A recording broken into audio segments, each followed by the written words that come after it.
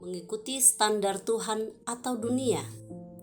Terambil dari Nats Yohanes pasal 18 ayat 34. Jawab Yesus, apakah engkau katakan hal itu dari hatimu sendiri, atau adakah orang lain yang mengatakannya kepadamu tentang aku?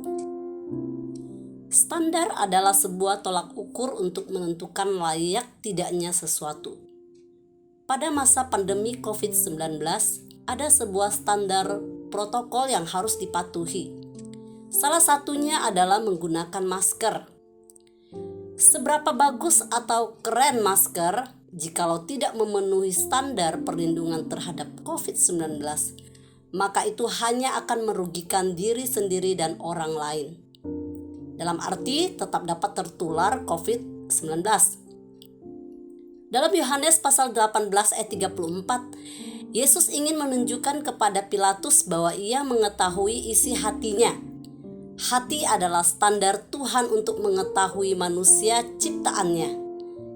Kita bisa lihat dalam Kejadian pasal 4 ayat 6, kemudian juga pasal 6 ayat 5, pasal 18 ayat 13, pasal 21 ayat 12, dan juga di dalam Mazmur pasal 7 ayat 9, Mazmur pasal 26 ayat 2.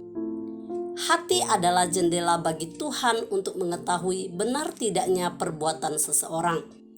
Pilatus percaya bahwa Yesus adalah raja orang Yahudi, yaitu di dalam Yohanes pasal 18 ayat 37. Namun dia sendiri akhirnya mengingkari kepercayaannya itu demi kepentingannya sendiri. Yang menjadi permasalahan adalah seringkali kita tahu standar Tuhan, yaitu hidup dalam kebenaran, namun justru kita hidup dalam standar dunia, yaitu hidup dalam ketidakbenaran. Kita seringkali kompromi terhadap ketidakbenaran untuk kepentingan diri kita sendiri. Kita memandang ketidakbenaran bukan sebagai sebuah kerugian, namun justru sebagai sebuah keuntungan. Mengingkari kebenaran dengan tidak melakukan standar Tuhan justru mendatangkan kerugian bagi dirinya sendiri. Yohanes pasal 3 ayat 16, Ibrani pasal 10 ayat 38 sampai 39.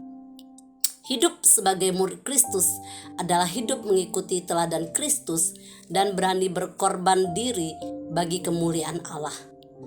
Berkorban pada bagian ini berarti berani melepas apa yang menjadi keuntungan bagi dirinya demi melakukan standar Tuhan.